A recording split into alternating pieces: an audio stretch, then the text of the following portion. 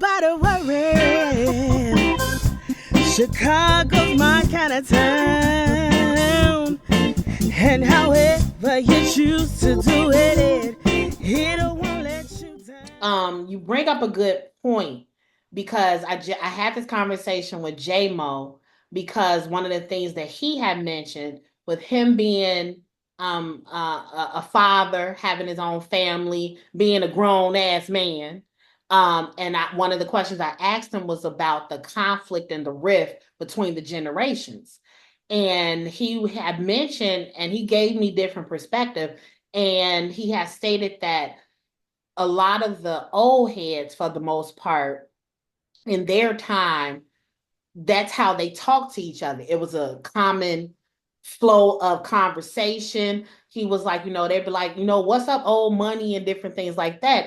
And then he said, as they progressed along, if they themselves had not advanced because they didn't stay true to their talent or work the skills and stuff, the bitterness set in. So now they're speaking to you out of their resentment, out of their anger, like you're getting all these opportunities and you doing X, Y, and Z. And the tone, the words may still say the same, like what's up, young blood, or what's up, old money, but the tone and the bitterness is different.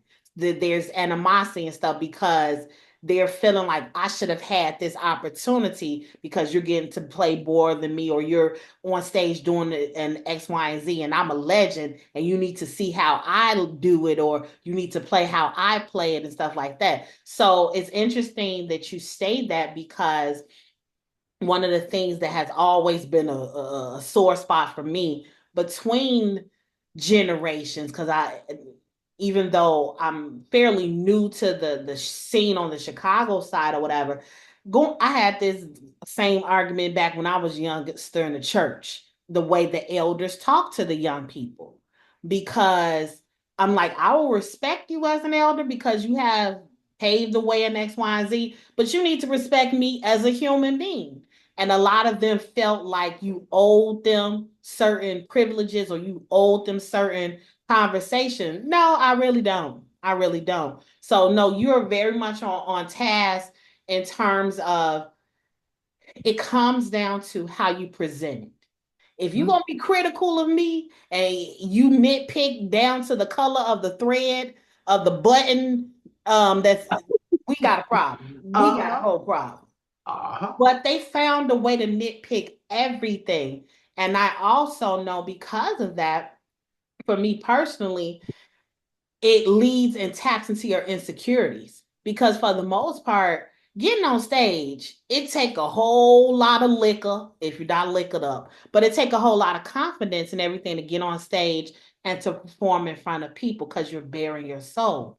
But if they were critical of you right before you got on the show or nitpicked it, I know you was probably in your head like, okay, I got a man. Uh, I mean, I had called maybe 4 or 5 different of my blues mamas, and I was like, y'all, you can't believe what they said to me today, and this is how rehearsal went, and blah blah blah blah blah. And I'm so upset. Look, I was on the phone crying, not crying literally, but I was on the phone complaining and talking about it because I was like, Yeah.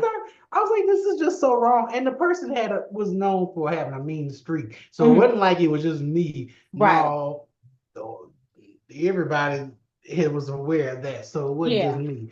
But in hindsight, and I realized that like people from that generation too, when I think about it, I don't think I'm not gonna say all of them. I don't want to generalize it, but a Right. lot of them, I think, did not get that basic human respect coming up.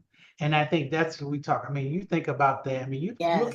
you talk about the, I mean, look, I know we talking about blues, we talking about no generational cycles that we got to break. But Right. I mean, when you look at our roots, and especially us going back to slavery, you think about how we raised kids back in the day. Mhm. My godmother was from the generation of we gonna go break a switch off this Go tree get and your I'm gonna switch. Go yeah get your own switch.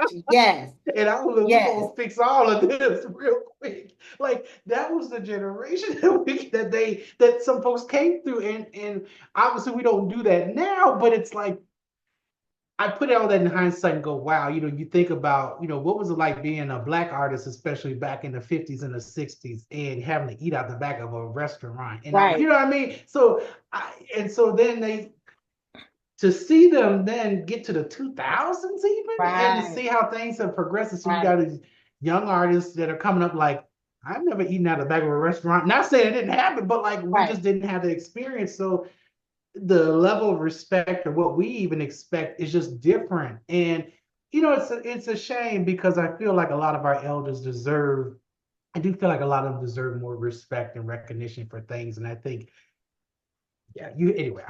I'm not gonna break it down psychologically. I just say, Right, because I am not a therapist. I do not no. recommend. I don't have the pills for it. I just don't. I just don't. I'm a different kind of doctor. Uh, However, but no, you hit on a point that a lot of us don't bring into perspective.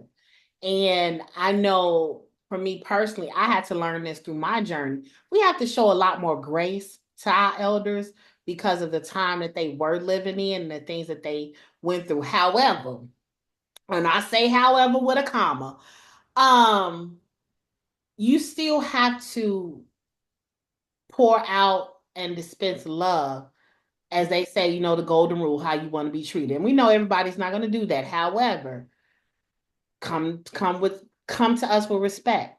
Come correct, because if I flip out on you and say the right wrong thing, don't get in your feelings and play the victim. okay. Please don't do that. Don't do that. But I think a lot of them, because of their stories, and a lot of them did not have the time to process their stories and process what was happening to them, because a lot of them during that time, the 50s and 60s, were not treated like humans at all. You just got off the stage performing for this all white crowd or mixed crowd, depending upon wherever you were.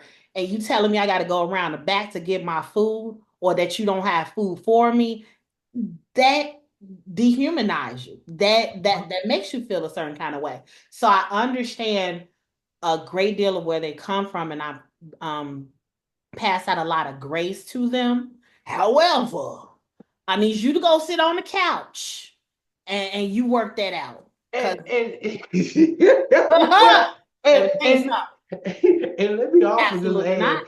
let me just add in there too, because I also know a lot of the elders today are not those elders that was sitting in the back of the restaurants in the 50s and 60s either. So let me be more accurate. I know some of them had started in the 80s. They was going through the Jerry Yes, curls. And we was yes. still, like, so it was some of these elders, quote unquote Right. elders, They want like, to jump on the train.